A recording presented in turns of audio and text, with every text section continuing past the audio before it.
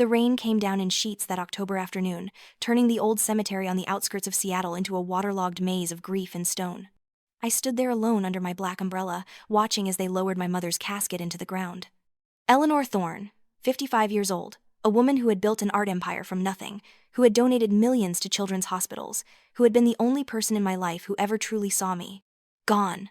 The handful of people who had bothered to show up were already leaving, their dark figures disappearing into the mist like ghosts.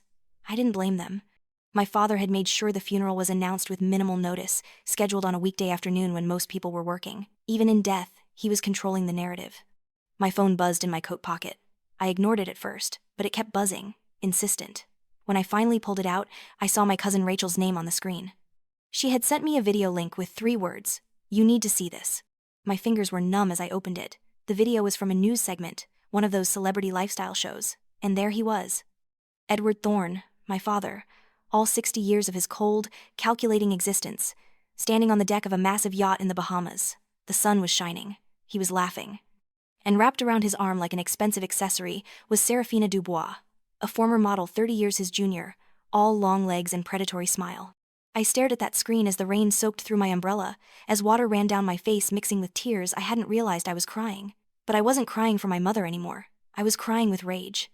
Pure, white-hot rage at the man who had stolen everything from her, who had slowly poisoned her life, and who couldn't even be bothered to attend her funeral.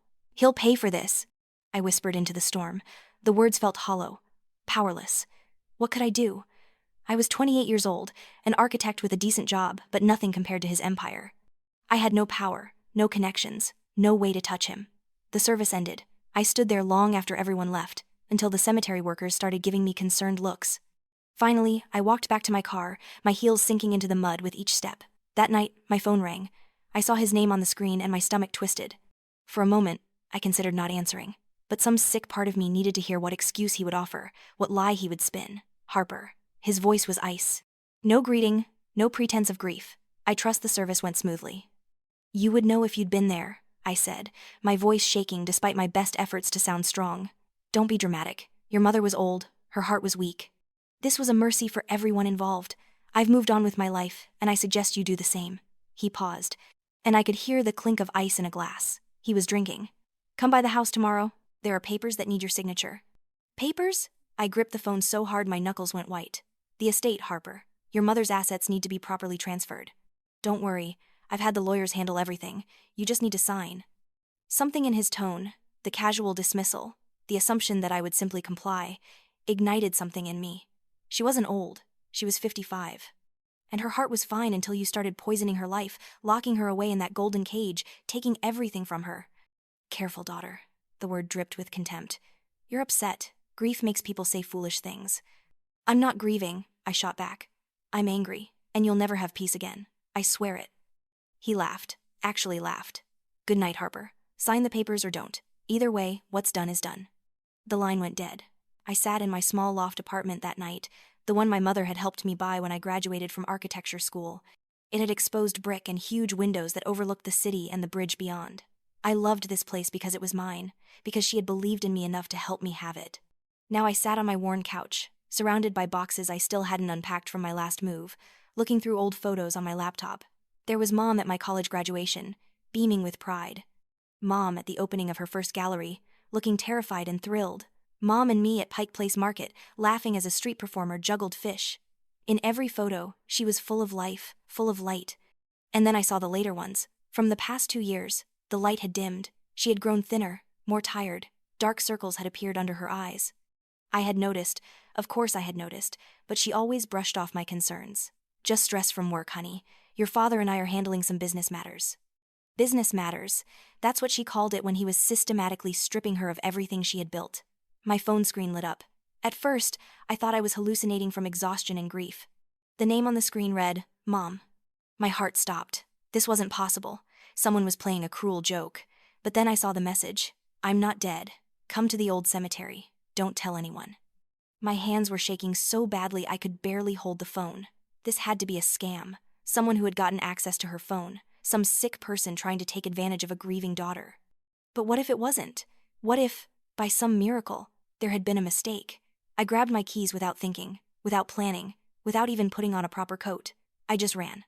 The drive to the old cemetery took 20 minutes, but it felt like hours. The rain had intensified into a full storm, and my windshield wipers could barely keep up.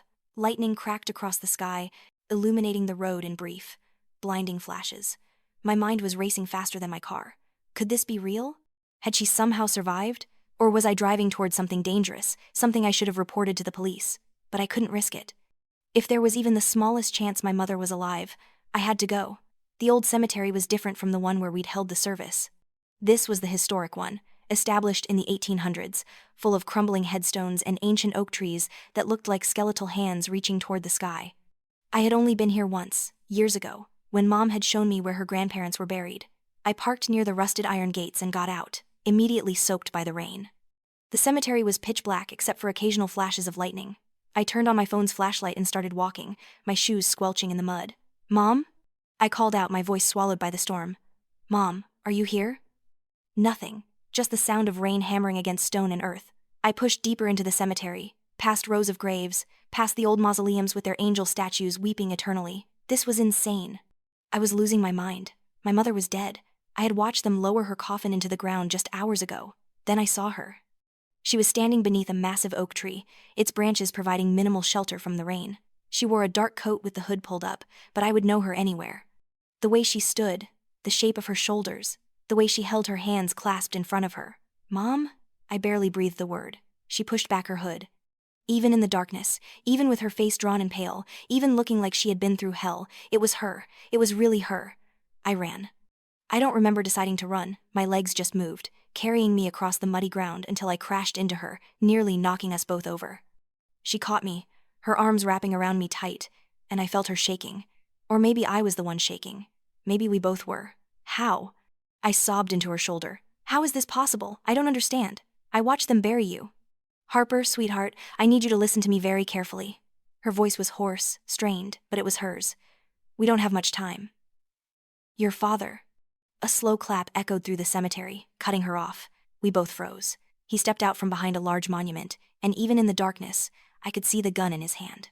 Edward Thorne, my father, looking perfectly composed in his expensive raincoat, like he was out for an evening stroll rather than confronting his supposedly dead wife in a graveyard during a storm. "How touching," he said, his voice carrying that same cold amusement I had heard on the phone. "A mother-daughter reunion, like something out of a bad movie." "Edward, stop this." My mother stepped in front of me, shielding me with her body. "Harper has nothing to do with this. She's innocent."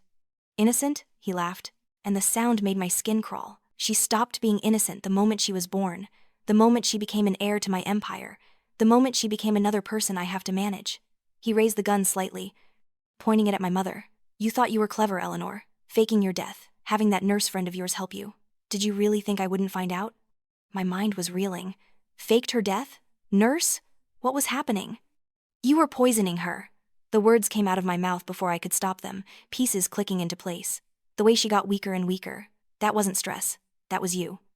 His eyes shifted to me, and for the first time in my life, I saw my father for what he really was. Not a successful businessman, not a titan of industry, a monster. "She was in my way," he said simply, as if discussing the weather. "She refused to sign over her companies, her art collection, her stake in Thorne Corporation. She actually thought she had a choice in the matter. So yes, I made her sick, and when that wasn't working fast enough, I had to get creative." "You killed her." My voice sounded distant, like it was coming from somewhere outside my body. "Or you tried to. And when she survived, you held a funeral anyway, to make everyone believe she was really gone." "I held a funeral for a body, Harper. A very expensive, very realistic medical dummy in a closed casket.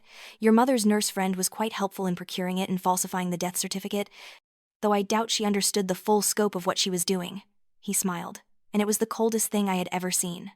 "Eleanor thought she could outsmart me by playing dead, giving her time to gather evidence against me, but you see, I've always been 3 steps ahead." He aimed the gun directly at my mother's chest. My body moved on instinct, pulling her behind me instead, putting myself between them. "Don't," I said, my voice surprisingly steady. "If you shoot her, you'll have to shoot me too, and that will be much harder to explain to the police." "Who says I have to explain anything?" he replied. "A mentally unstable daughter, driven mad by grief over her mother's death, brings a woman she delusionally believes is her mother to a cemetery, where a tragic accident occurs. I'll be devastated, of course. I might even cry at your funeral." The gun was pointed at my face now, and I stared down the barrel, seeing my death in that small, dark circle. Time seemed to slow down. I thought about my mother behind me, about everything she had endured to try to escape him. I thought about the life I had barely started living. I thought about all the things I would never get to do, never get to say. Then a shot rang out. But I didn't fall. Edward did. He grabbed his hand, the gun clattering to the ground as he screamed in pain and rage.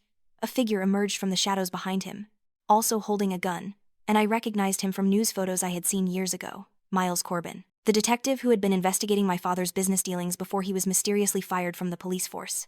He was older than his photos, maybe 35, with dark hair and sharp eyes that missed nothing. "Evening, Edward," Miles said casually, keeping his weapon trained on my father. "You should really check your surroundings before you start monologuing. Basic villain mistake." "You," Edward hissed, clutching his bleeding hand. "You've been following me." "For months," Miles confirmed. "Ever since I got wind that Eleanor Thorne might not be as dead as everyone thought.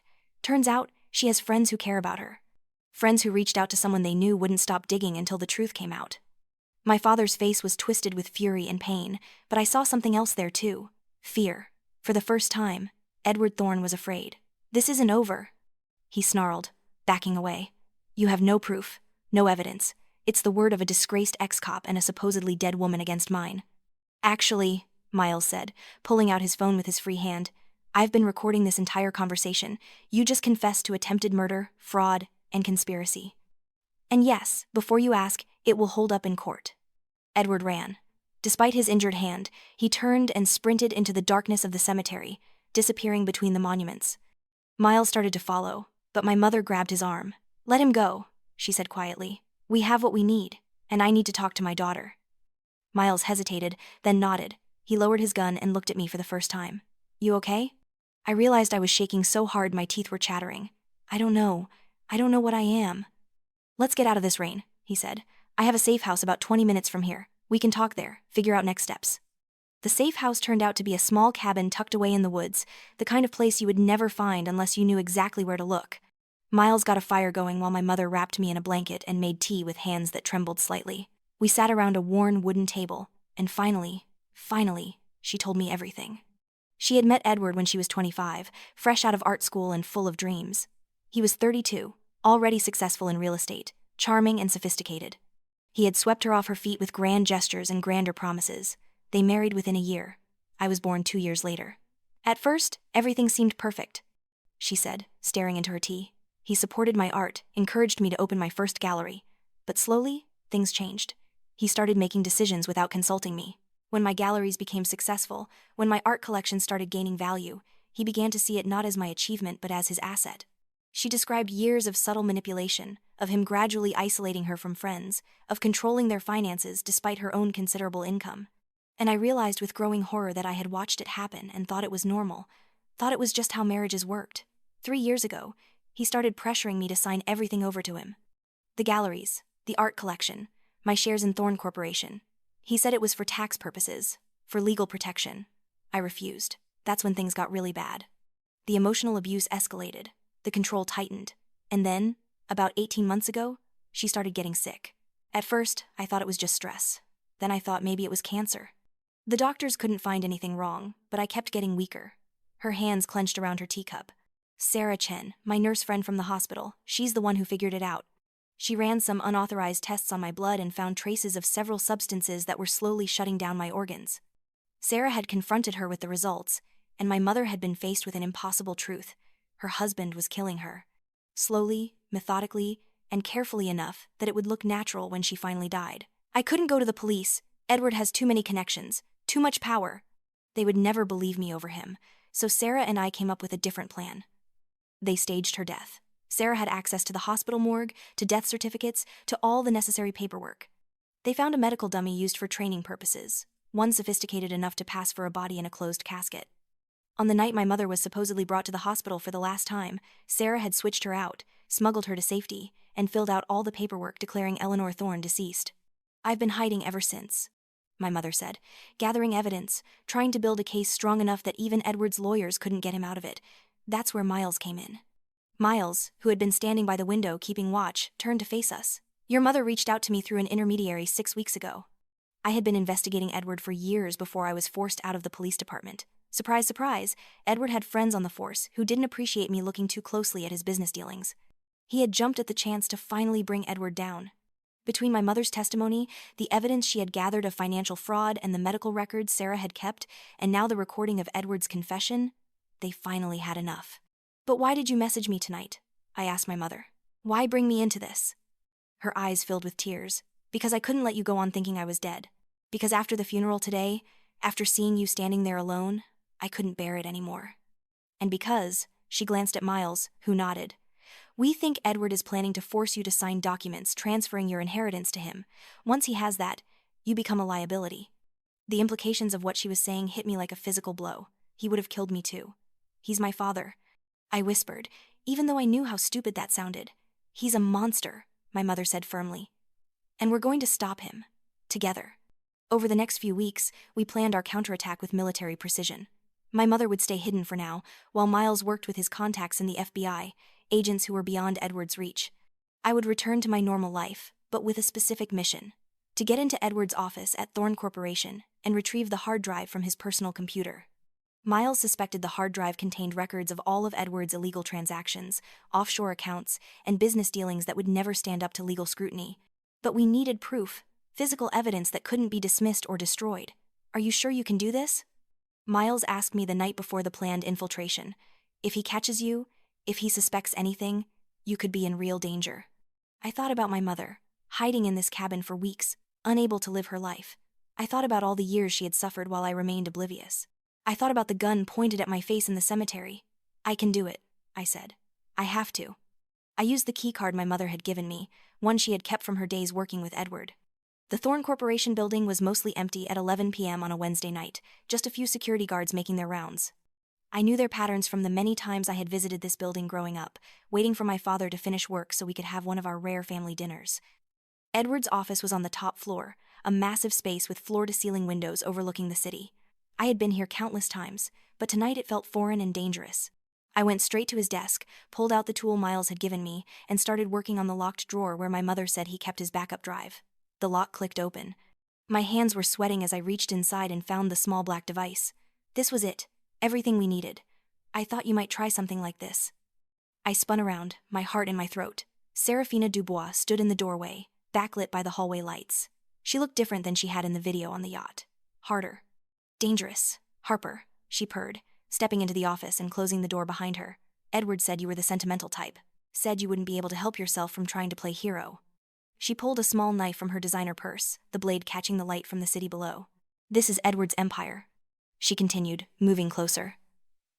"And soon, it will be mine too. I've worked too hard, done too much, to let some grief-stricken girl ruin everything. My mother built half of this empire." I shot back, backing away and trying to keep the desk between us. "My mother's galleries, her art collection, her investments. Edward stole it all from her. And she was weak enough to let him," Serafina sneered. "Just like you're weak. Women like you think you're so noble with your morals and your feelings. But the world doesn't reward nobility, it rewards strength." She lunged. I barely dodged, grabbing the desk chair and swinging it between us. She was fast, but I was desperate. I remembered every self-defense class I had taken in college, every piece of advice Miles had given me. Use your environment. Don't try to match their strength. Find an advantage. I grabbed a heavy glass award from the desk and threw it at her. She ducked, but it gave me enough time to move toward the door. She caught my arm, the knife flashing toward my face. I twisted, using her own momentum against her, and she crashed into the desk. The hard drive fell from my pocket and skittered across the floor. We both lunged for it. I got there first, my fingers closing around it just as she grabbed my hair, yanking my head back. Pain exploded across my scalp, but I held on to that drive like it was my life. Maybe it was. I threw my elbow back hard, connecting with her ribs. She gasped and loosened her grip just enough for me to break free. I ran, out of the office, down the hallway, toward the emergency stairs. I could hear her heels clicking behind me, could hear her cursing. I hit the stairwell door so hard it slammed against the wall, and then I was flying down the stairs 2 at a time, my lungs burning. She was still following. I could hear her on the stairs above me. Miles had told me security would be waiting on the ground floor, but I had to get there first. I burst out of the stairwell into the lobby, and there he was. Miles, with 2 FBI agents, their badges clearly visible. "Her!" I shouted, pointing back at the stairwell. "She attacked me." Serafina came through the door a second later and stopped dead, seeing the FBI agents. For a moment, I thought she might try to fight or run. Instead, she just smiled, straightened her clothes, and said, "I want my lawyer." They arrested her on the spot. Assault, conspiracy, and a warrant had apparently just been issued for her involvement in Edward's money laundering schemes. Miles had been busy. "You okay?" he asked me, taking the hard drive from my shaking hands. "I will be," I said. "Did you get everything you need?" "And then some. Your father is going to have a very bad morning when the FBI shows up at his door." They arrested Edward at dawn. The FBI, along with local police, showed up at the mansion I had grown up in, the one that had always felt more like a museum than a home. He tried to run, tried to call his lawyers, tried to use every connection he had. None of it worked. The evidence was overwhelming. The hard drive contained records of money laundering, tax fraud, illegal business deals spanning decades. My mother's testimony about the poisoning, backed up by Sarah Chen's medical evidence, was damning, and the recording of his confession in the cemetery was the final nail in the coffin. The trial was a media sensation. Every news outlet in the country covered it. The titan of Seattle business, the philanthropist, the respected Edward Thorne, revealed to be a monster who had tried to murder his own wife. I sat in the courtroom every single day of that trial, my mother on one side and Miles on the other. We listened as prosecutor after prosecutor laid out his crimes in excruciating detail. We watched as witness after witness came forward, people he had intimidated, people he had cheated, people whose lives he had destroyed. Sarah Chen testified about the poison, about the falsified death certificate, about how Edward had threatened her family to keep her quiet. Former employees testified about illegal business practices. Financial experts walked the jury through the complex web of offshore accounts and shell companies, and then my mother took the stand. She looked different than she had that night in the cemetery. Stronger. Healthier. She had gained back the weight she had lost, and her eyes had regained their light. She sat in that witness box and told her story with a clear, steady voice that echoed through the courtroom. She described their marriage, the slow escalation of control and abuse, the isolation, and finally, the attempt on her life. She looked directly at Edward as she spoke, and he stared back with pure hatred. When it was my turn to testify, I told the jury about growing up in that house, about watching my mother slowly fade, about the phone call after her funeral, about the gun in my face in the cemetery. I told them about Serafina attacking me in the office, about the years of manipulation and lies. The defense tried to paint us as vengeful women, as manipulators ourselves, but it didn't work. There was too much evidence, too many witnesses, too much truth, and then came the moment that changed everything. Serafina Dubois, facing her own lengthy prison sentence, decided to turn state's evidence. She took the stand and described in detail Edward's plans, not just for my mother, but for me as well. He had planned to have me sign over my inheritance, and then stage an accident. A car crash, perhaps, or a fall from my apartment balcony. Something that would look tragic but not suspicious. She described his cruelty, his complete lack of empathy, the pleasure he took in controlling and destroying people. By the time she was done testifying, even the defense attorneys looked disgusted. The jury deliberated for less than 3 hours. Guilty on all counts. Attempted murder. Conspiracy to commit murder. Fraud. Money laundering. Dozens of charges, each one carrying years in prison. The judge sentenced him to life without the possibility of parole. I watched as they put him in handcuffs and led him away. He looked at me one last time, and I saw no remorse there, no regret. Just rage that he had been caught, that he had been beaten. I felt nothing but relief. Outside the courthouse, my mother and I stood in the sunshine, surrounded by reporters and cameras. She gave a brief statement about justice being served, about the importance of speaking truth to power, about how no one should have to endure abuse in silence. Then we got into Miles's car and drove away from all of it. The aftermath took months to sort out. Thorne Corporation went into restructuring. My mother, legally alive again, reclaimed her companies, her art collection, and her shares. She immediately began implementing changes, firing everyone who had been complicit in Edward's schemes and bringing in new leadership focused on ethical business practices. She renamed the company Eleanor and Harper Enterprises. When she told me, I cried. "You've always been my partner," she said, "even when you didn't know it. You saved my life in that cemetery. You risked yours to get the evidence we needed. You stood beside me through everything. Of course your name belongs on this company." We turned the focus towards sustainable architecture and community art programs. I finally got to use my degree in ways I had only dreamed about, designing affordable housing projects that incorporated green spaces and art installations. We created programs that funded young artists, established galleries in underserved neighborhoods, and used our platform to support causes we believed in. Miles officially joined our team as head of security, though he spent most of his time helping me perfect my coffee order and making bad jokes that somehow always made me laugh. Our friendship had been forged in crisis, but it deepened in peace. He knew all my worst moments, had seen me at my most vulnerable, and had never once made me feel weak for it. 6 months after the trial, he took me to dinner at a small Italian restaurant tucked away in Pike Place Market. We had been working late on a proposal for a new community center, and he suggested we grab food before heading home. "So," he said, after we had ordered, "I've been thinking." "Dangerous," I teased. "Smartass." He smiled, but then his expression turned serious. "I've been thinking about us. About how we met, about everything we've been through together. And I realized something." My heart started beating faster. "What's that?" "I realized that you're the bravest person I've ever met. And the smartest. And the most frustrating, because you never know when to let someone else take care of things." He reached across the table and took my hand. "And I realized that I'm completely in love with you." I stared at him. This man who had saved my life, who had helped bring down my father, who had become my closest friend. Miles. "You don't have to say anything," he interrupted quickly. "I know the timing might not be right. I know we've both been through hell, but I needed you to know.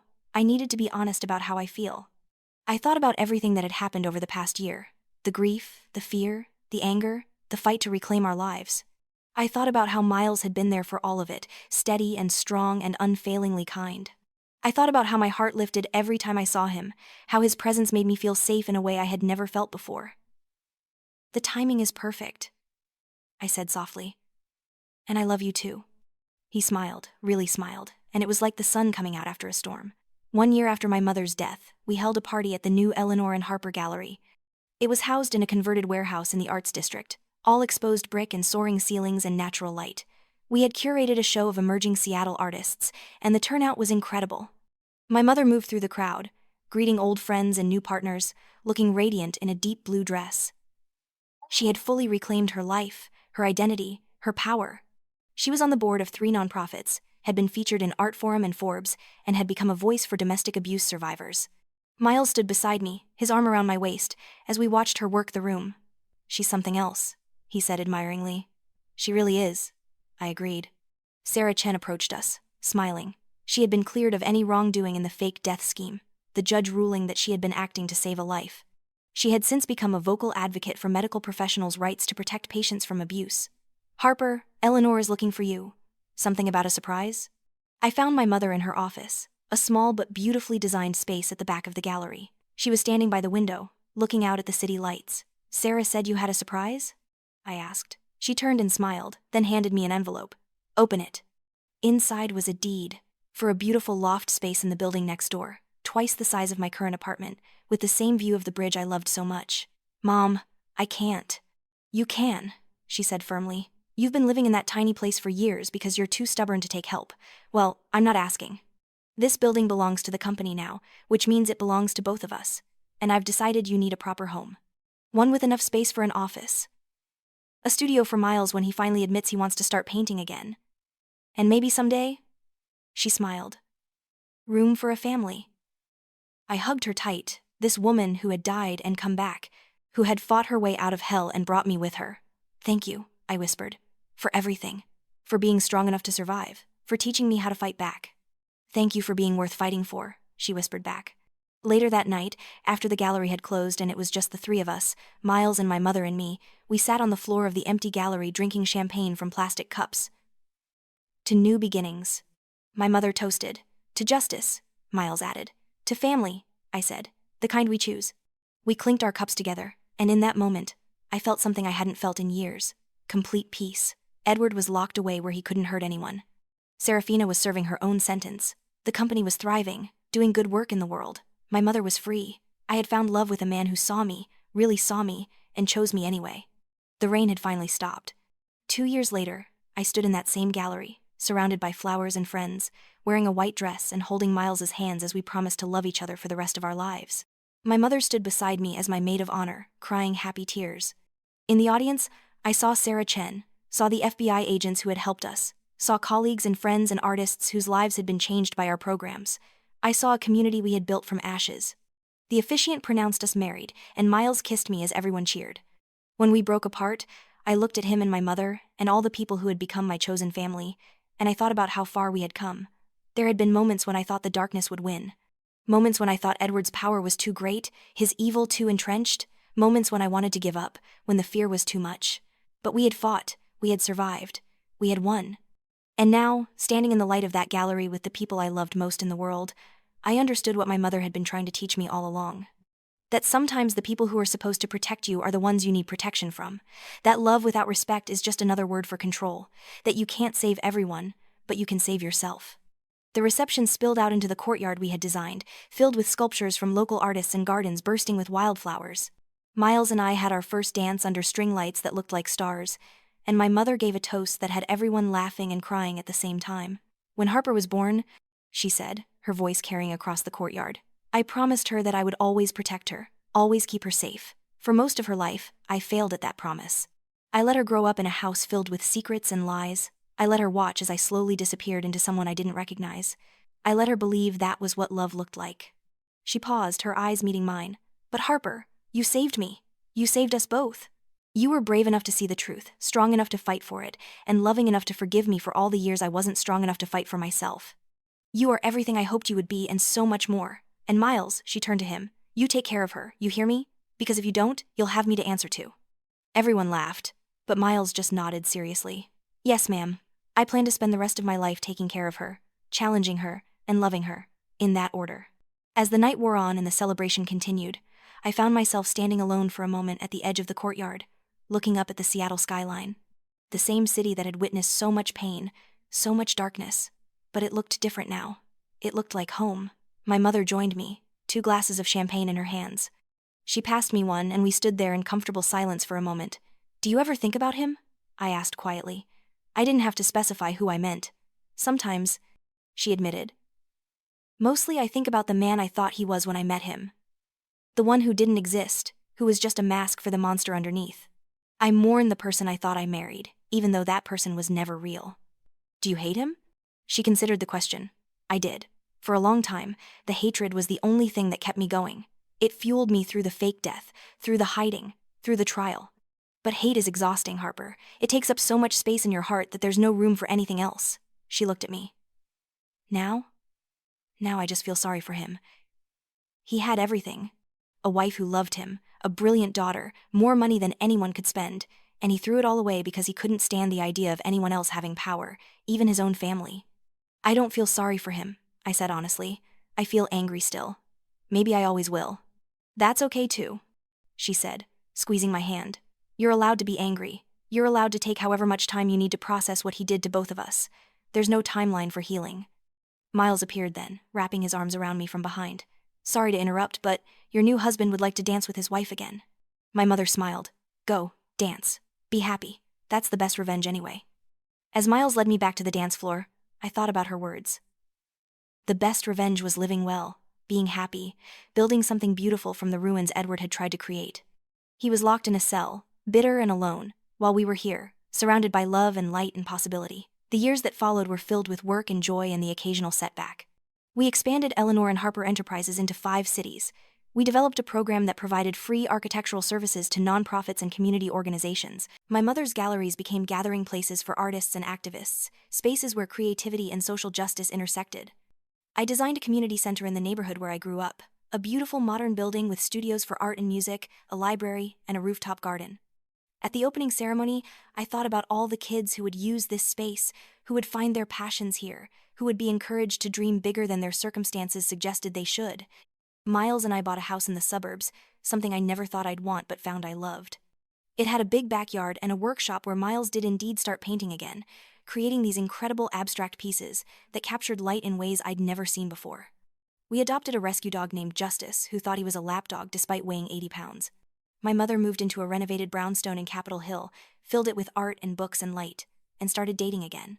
She was cautious at first, the trauma of her marriage to Edward still fresh even years later. But slowly, carefully, she opened her heart to the possibility of love without control, partnership without possession. She met David at an art auction, a retired professor of philosophy with kind eyes and a gentle manner.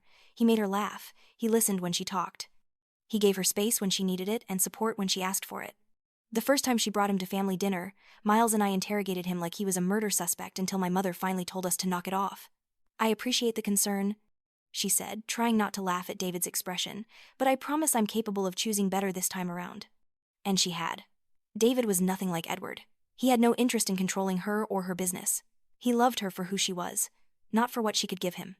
Watching them together, seeing my mother relaxed and genuinely happy, was a gift I hadn't known I needed. 3 years after the wedding, Miles and I welcomed our daughter into the world. We named her Eleanor, after my mother, with the middle name Hope. When I held her for the first time, I made her the same promise my mother had made me. That I would protect her, keep her safe, teach her that love should lift you up, not tear you down. My mother, now grandmother Eleanor, was completely besotted with her namesake. She would show up at our house with elaborate outfits and educational toys, read her stories about brave women who changed the world, and promise her that she could be anything she wanted to be. One afternoon, when Eleanor Hope was about 6 months old, my mother was holding her while I made tea in our kitchen. I watched them from the doorway, my mother cooing at the baby grasping her finger with a tiny hand. "Mom," I said softly, "do you ever regret it? Any of it?" She looked up at me, understanding immediately what I was asking. Did she regret marrying Edward? Did she regret the years of suffering? Did she regret the path that had led us here? "I regret that I didn't leave sooner," she said honestly.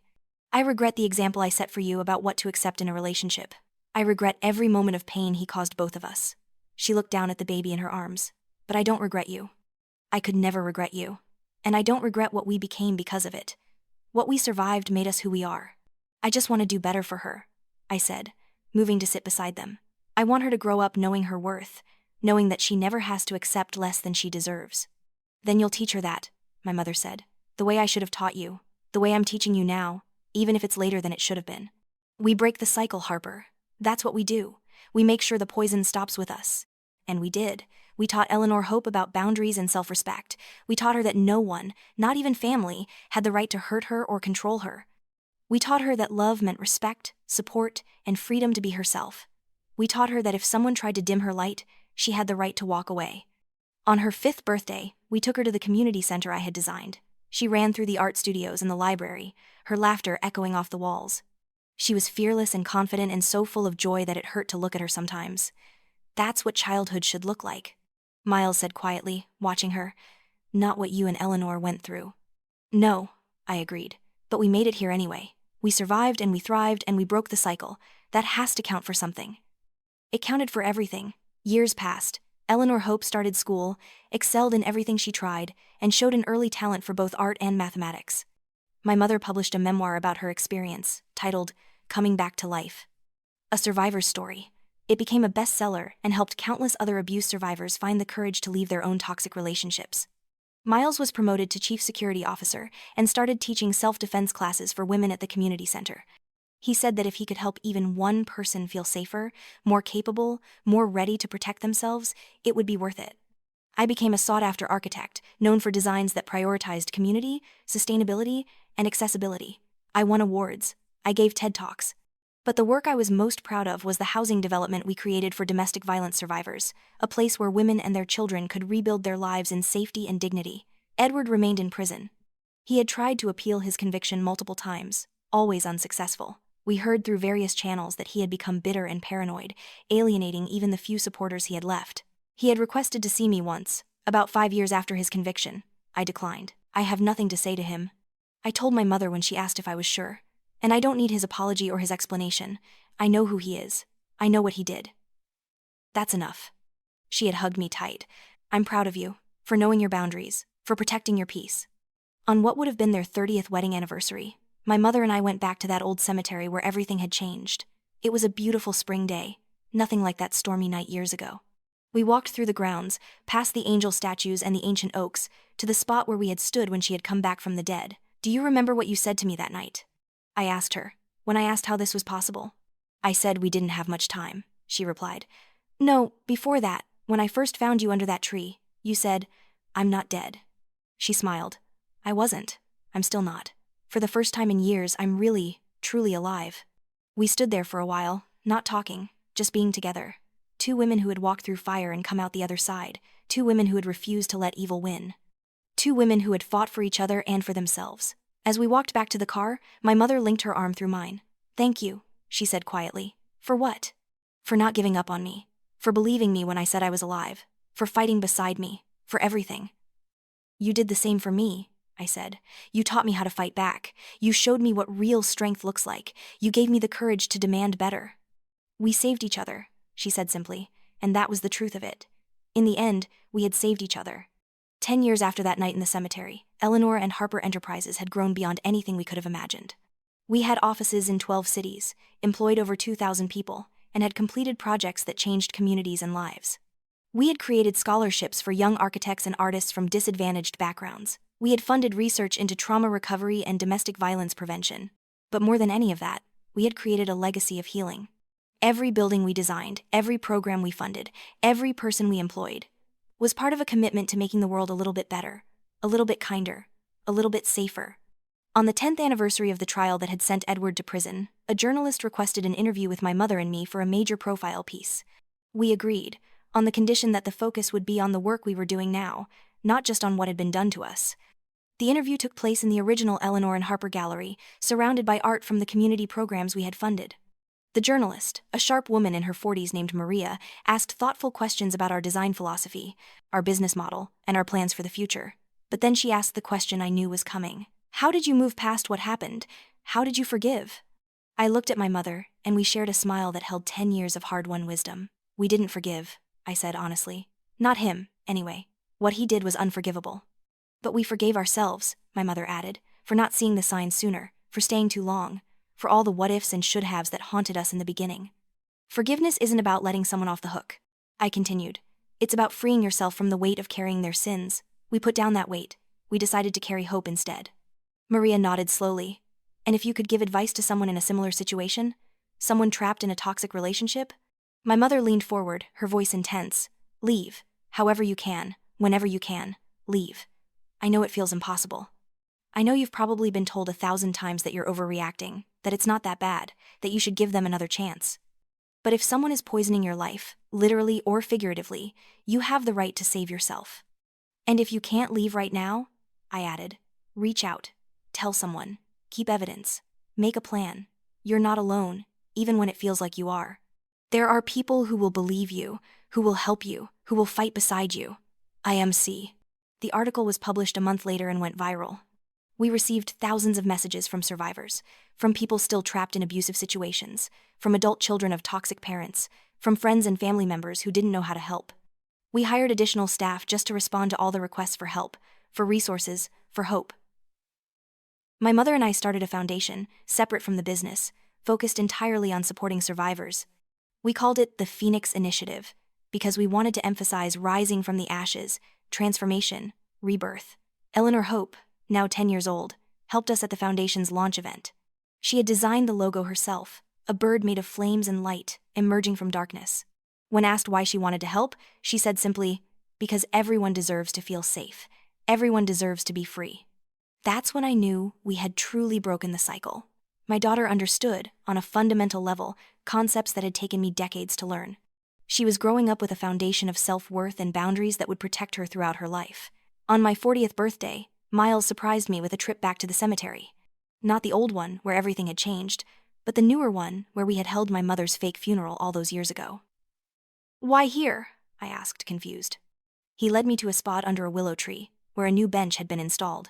There was a plaque on it that read, "In memory of the woman Eleanor Thorne was forced to be. In celebration of the woman she became." I started crying. Miles held me as I sobbed, all the grief and trauma and triumph of the past years pouring out of me.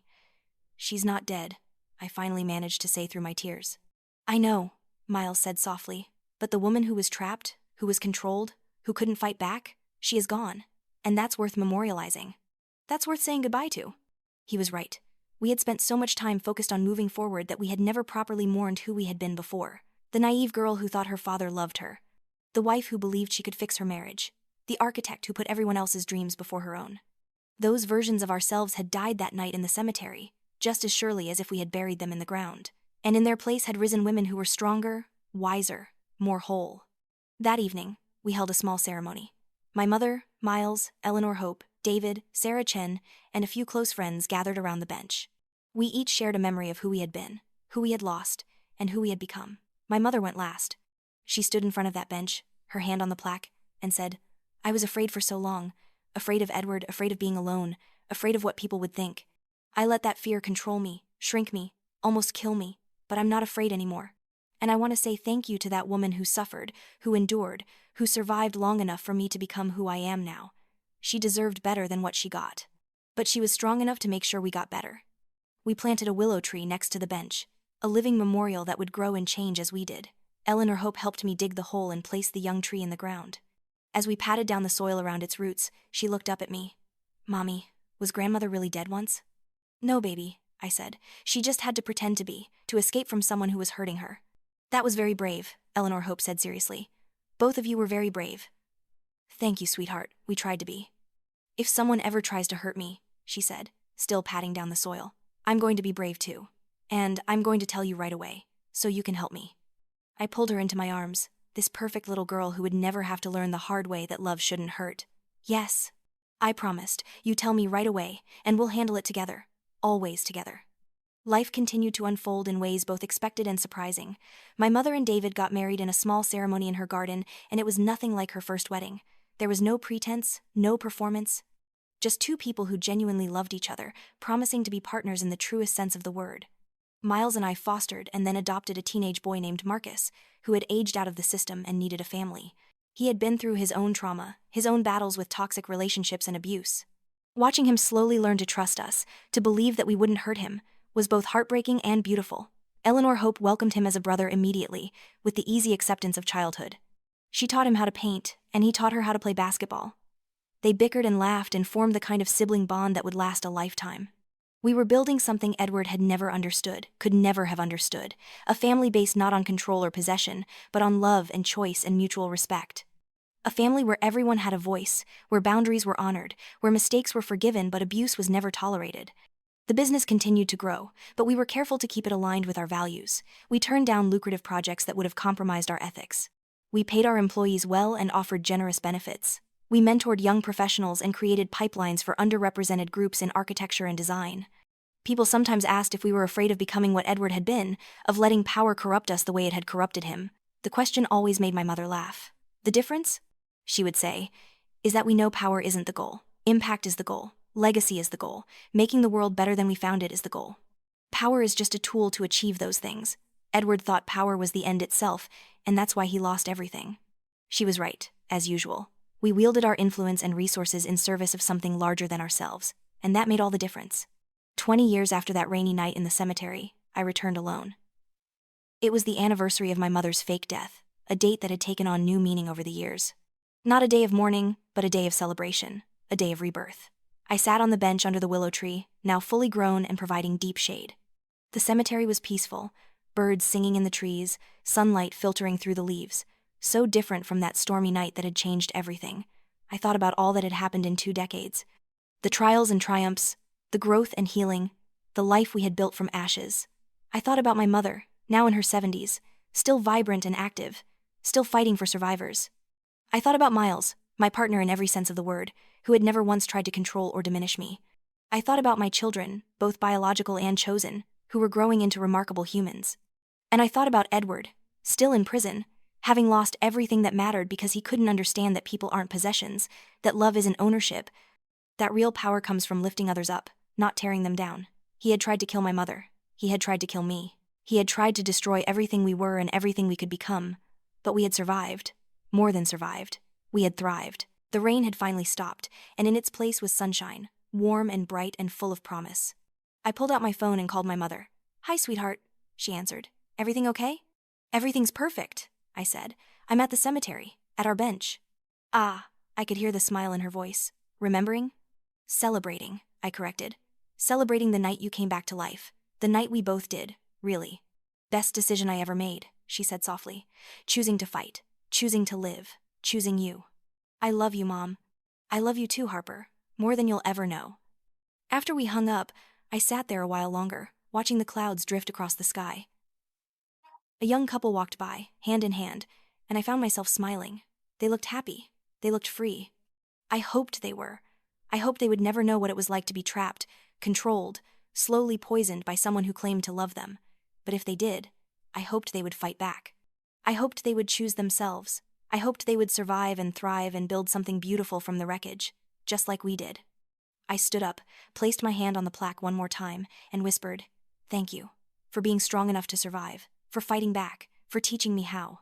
Then I walked back to my car, back to my life, back to my family, back to the world we had created, where the rain had finally stopped, and the sun was shining bright.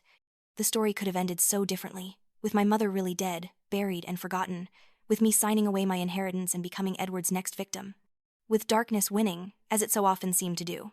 But it didn't, because we refused to let it, because we chose to fight, because we chose to live. And in the end, that choice made all the difference.